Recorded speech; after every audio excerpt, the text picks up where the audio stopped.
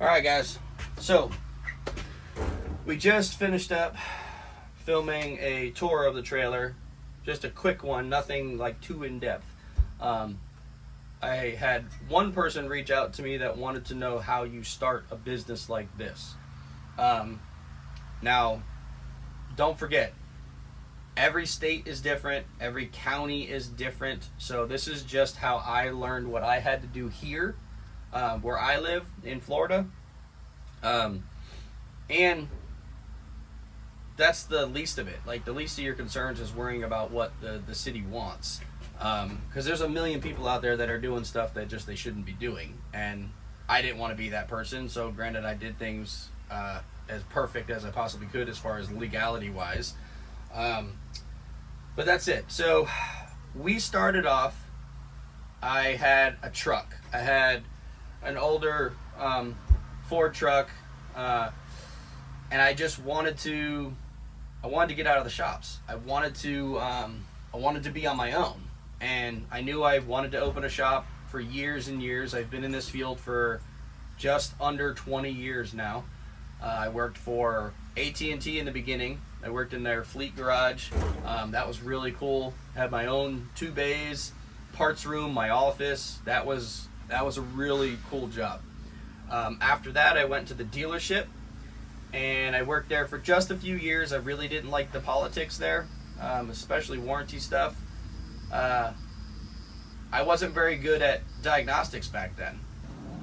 I didn't really learn the diagnostics until I got into the independent field.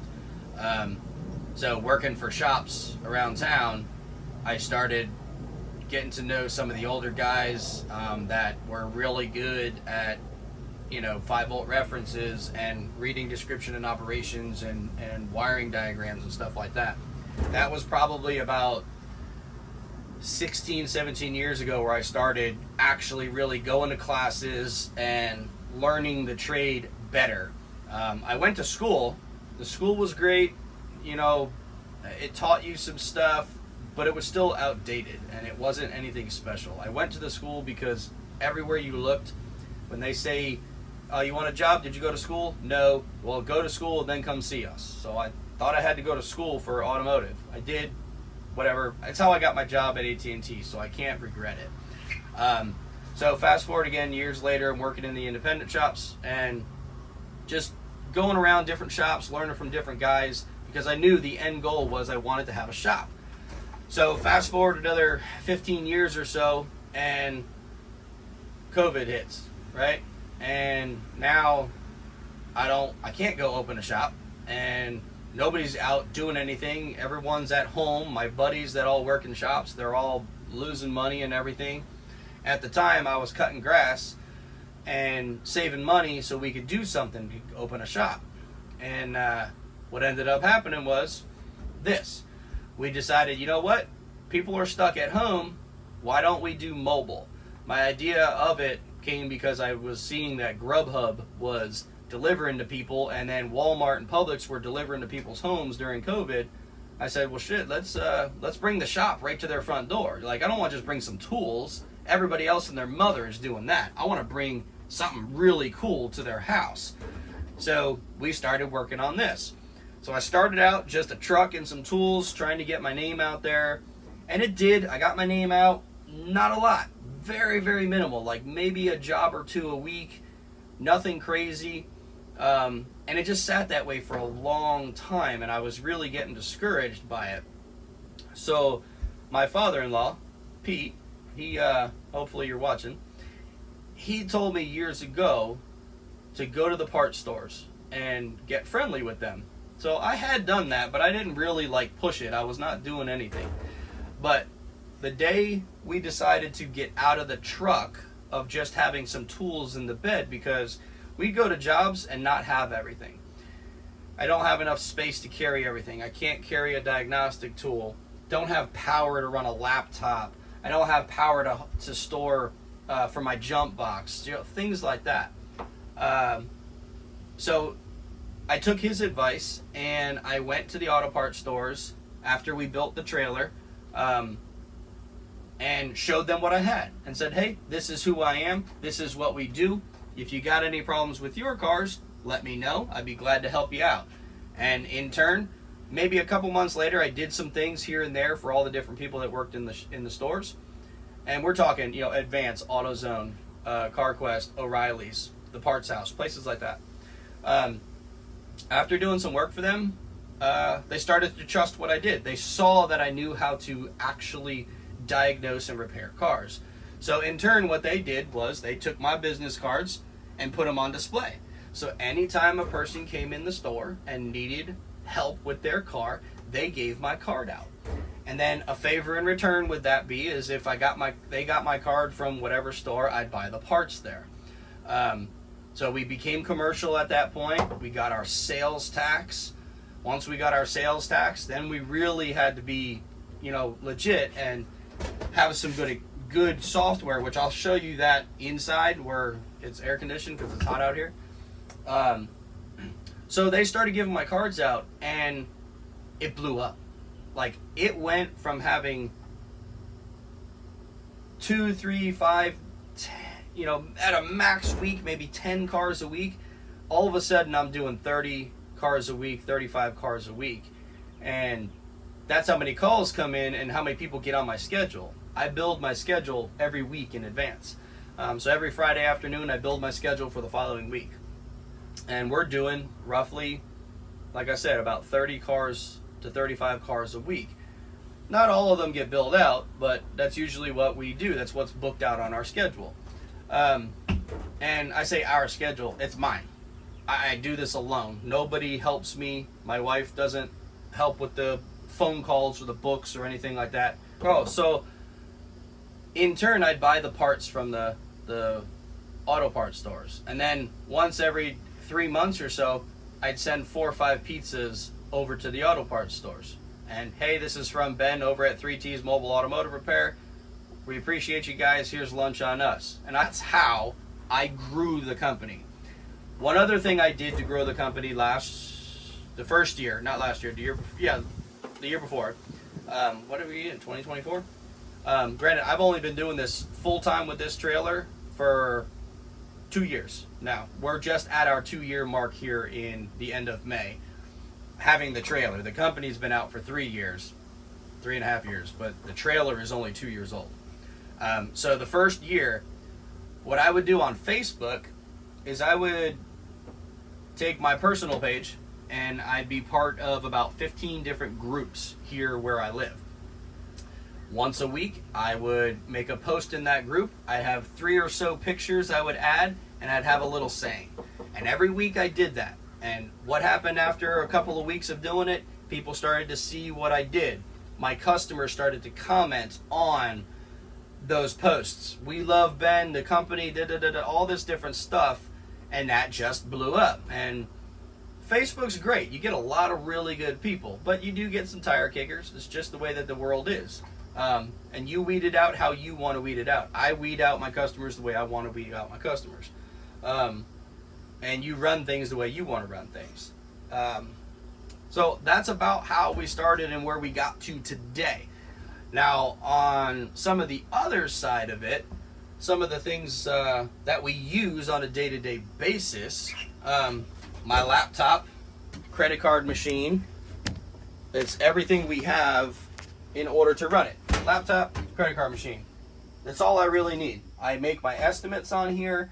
I look up all my parts and everything on here. All data, Identifix, all that stuff's on here. But we're gonna head into the house, into my office, and I'll show you all that stuff. But this is the trailer, and just wanted to have a quick little talk about how we started and where we are today.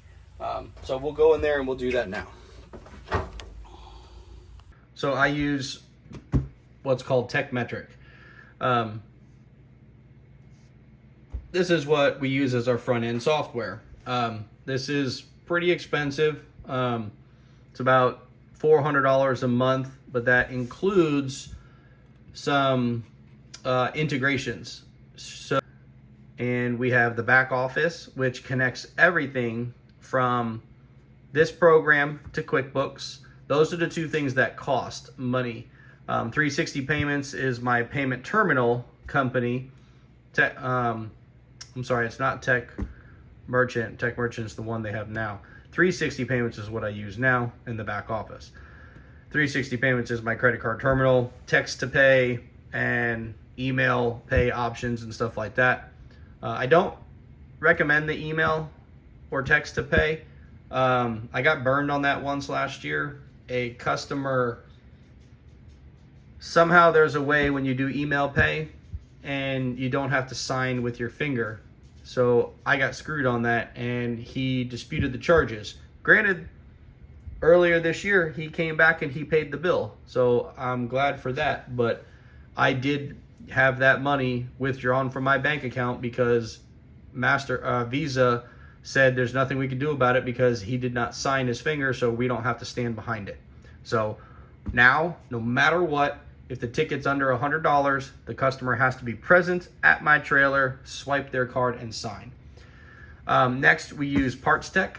PartsTech is the company I use for integration on my parts. So let me move this camera a little bit, and I'll show you what that looks like. Okay, that didn't work, so we're back where we were. So the way this program works is we'll come over here, and I'm just going to do a test because I have a test one set up. And then we're just going to pick a car, and we're going to choose, my old truck was a 13 F-150, right? If this was a new customer, you would hit new customer, put their VIN number in it. It decodes that and everything for you. So we're going to hit create repair order. Now some of this stuff's new up here. So we can put in here CAN jobs, right? Check engine light diagnostics. I have that set up. So it automatically would put this onto my ticket, right? You got to take the tax off the labor because it's a labor only job. Assigned your technician, and then boom, your check engine light diagnostics ticket is created. Then you can authorize it, so we can hit an approval. If the customer is standing in front of us, we can hit verbal in person, phone call, text message, or email. Otherwise, we can email it to them. I'll email this to myself.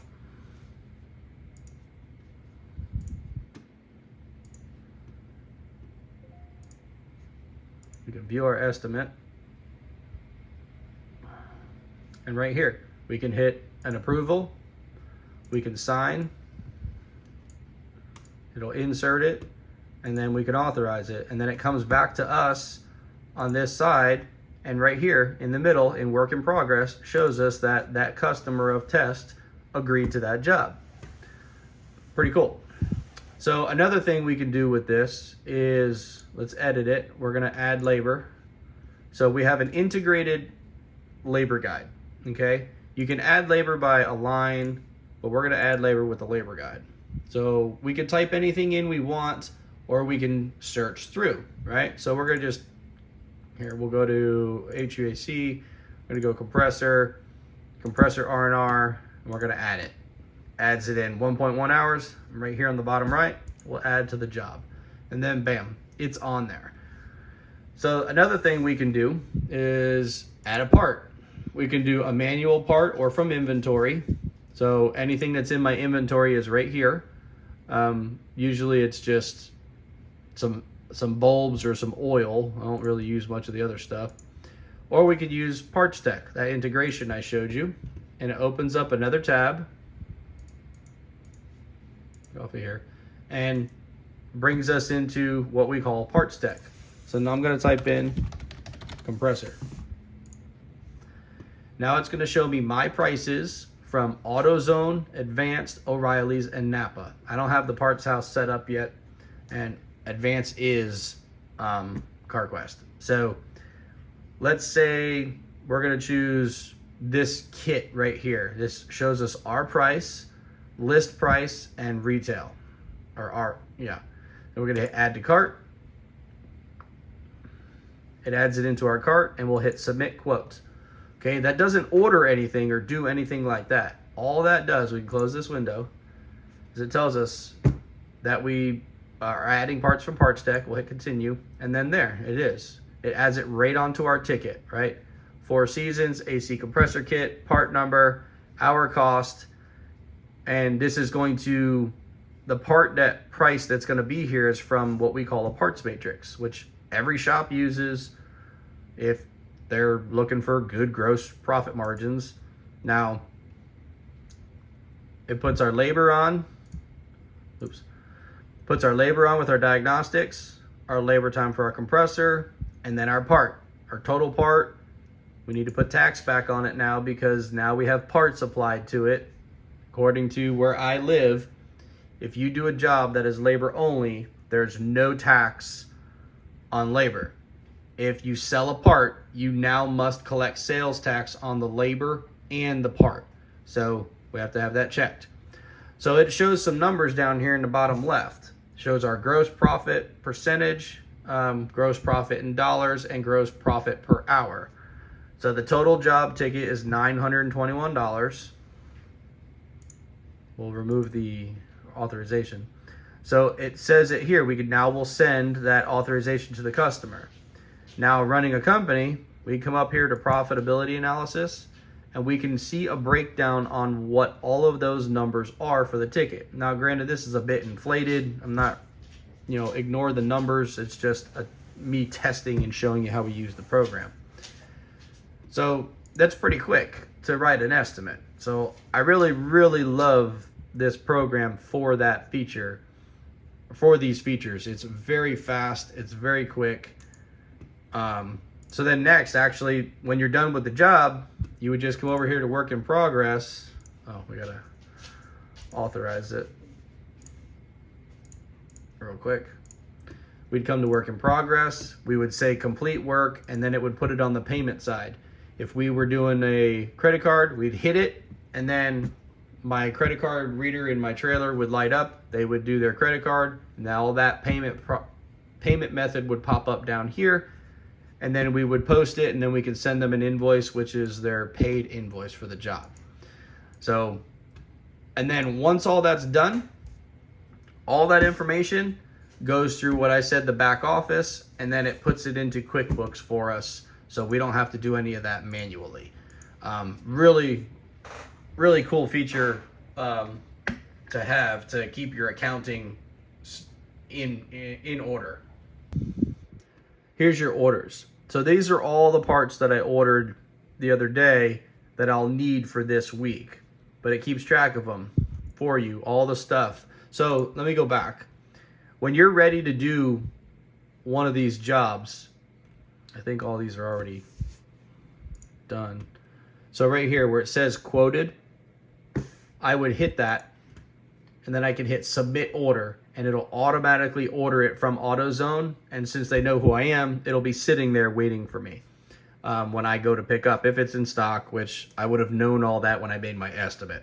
That's how it does that. And when it does that, it puts it into our order screen, and it's waiting for arrival. So we would come in here, we would mark it as received, and we'd put in our invoice number and save it, and then it would show with our invoice number that we received the part and everything's ready to go. We got reporting. This is our end of day reporting. It shows, like, let's see, this was last month for me. So April 1st to April 30th. I'll be transparent and show you. I only billed 67 ROs. So I can tell you right there, tons of money is left on the table for that, right? If we come over here, we look at our calendar, go back to April, and look at the whole month. Oh, that's too much to look at. There's a lot of open space in here because I removed names and moved them to other days and stuff. But if we just look 1, 2, 3, 4, 5, 6, 7, 8, 9, 10, 11, 12, 13, 14, 15, 16, 17, 18, 19, 18, 19, 20, 21, 22, 23, 24, 25, 26, 27, 28, 29, 30, 31, 32, 33, 34, 35, 36, 42, 43, 44, 45, 46, 47, 48, 49, 50, 51, 52, 53, 54, 55, 56, 57, 58, 59, 60, 61, 62, 63, 64, 65, 66, 67. I can tell you that guy right there was a no call.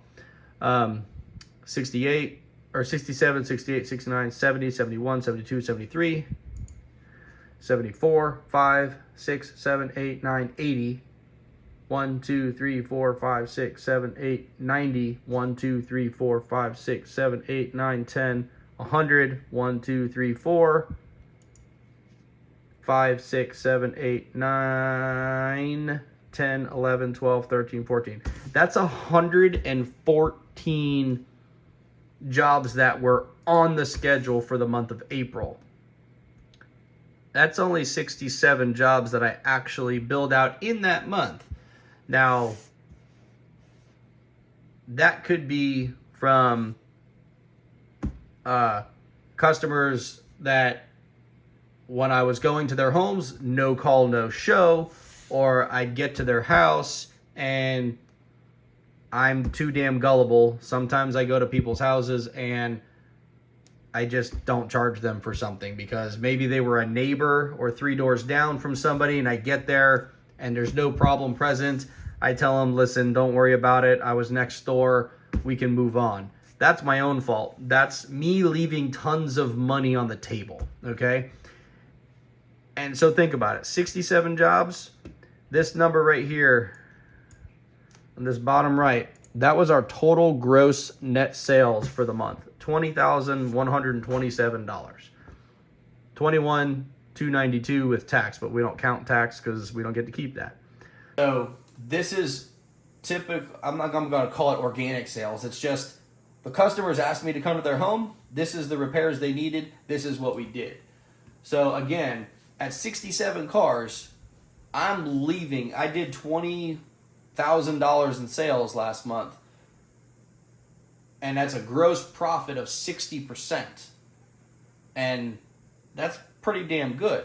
Now, granted, those numbers are lower. The net profit is lower because I have a ton of expenses. We have about $11,000 of expenses every month. That includes my payroll tax, all of our monthly costs, everything. Let's see, we have QuickBooks that costs money, the truck, gas, Snap-on bill, all data, my liability insurance, 2 other things. I have a 4-wheeler and a shed. The 4-wheeler I use to pull cars around my home when they get towed in here. And I have a shed that stores car parts. My insurance through State Farm. My AC machine loan. My Identifix and Tekmetric. All that stuff, including my payroll and payroll tax and everything else, costs me just under $11,000 a month. So gross profit on the part sales is 60%, but my net obviously is lower. So on a $20,000 month, we might net 50% because we're about 10, it's like 10.5 that costs me to run the company every month.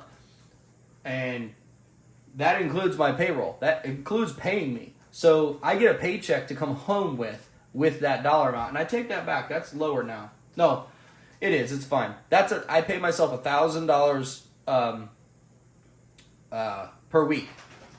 I give myself a $40,000 a year paycheck.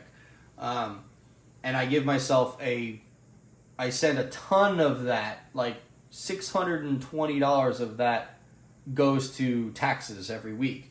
And then I give myself a distribution in order to take home the $1,000, because otherwise I'd only take home like $200 and change because of all the taxes. And we do that way. Now that we are a Type S corporation, we turned into an LLC the beginning of this year.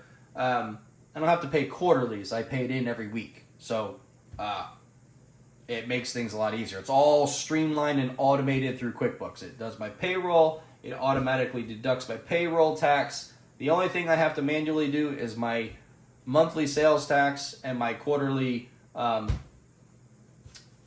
battery fees that I have to pay. So anyway, getting back to where I was, because I was rambling.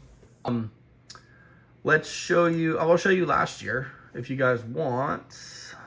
Let's do custom, right? Because there's no last year. My last year was a very good year. Just to give you guys some perspective, if that's what you're looking for, like what we make in a year. Some months are really good, some are not. Oh, that's November.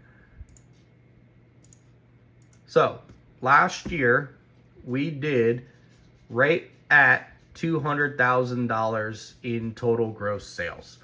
$199,972. We had an average profit margin of 58.96%. Average RO of $287. So not bad for being a mobile guy, one man, me doing everything in the office and stuff like that. So, and that's, I'm not trying to be some braggy jerk about it. I do get guys that ask me out on the road, how do you do things and stuff like that. Not much of you on here because I don't have a huge following on here. There's less than 100 of you guys here and only a couple hundred on TikTok. But hey, hopefully this will help some of you. So that's my front end software. Here is all data. If you're familiar with all data, you can skip this. You don't really need to see it, but all data is how we, my vacuum's running. Okay, sorry about that. The vacuum was running. So these are just some previous vehicles. Let's pick 2014 Caravan. So it'll give you everything. Diagnostic trouble codes. You can type them in, whatever you're looking for. 0131. So oxygen sensor, 1 circuit low, bank 1 sensor 1. It gives you the theory of operation, when monitored and set conditions, and then possible causes, and then it gives you diagnostic trees on how you're supposed to go about your diagnosis. Theory and operation is really, really good when you, now granted this is just an oxygen sensor, but when you've got a code that is a little bit troublesome, this is what you need. This is how you get down to your diagnostics and how you figure things out. Description and operation is really, really good. You need it in order to fix cars. Diagrams. So you got everything. I like to start out with the interactive ones. You got connector views, OE, and non-OE. I like to start out with these, and if I feel like I'm having a discrepancy, I'll go to the OE one, but these are just a little bit more intuitive and you can use them more. So let's check out another air conditioning circuit and go to the automatic circuit. This is what it shows you, right? So you got two different wiring diagrams. So we can click on it. You can zoom in a little bit here. We can move it around the screen. So it lists everything. If you know how to read a wiring diagram, then you can understand what all this stuff means. So rear AC blower feed. So this is the feed that comes from the fuse. This is your totally integrated power box. But you can click on wires here. So I can click on this, instead of having to follow it along, I can click on it and it highlights it for me. Then I can follow it and find out where it's going. If I'm trying to find out if there's a splice pack somewhere, or like this instance right here, these dotted lines, that's a connector.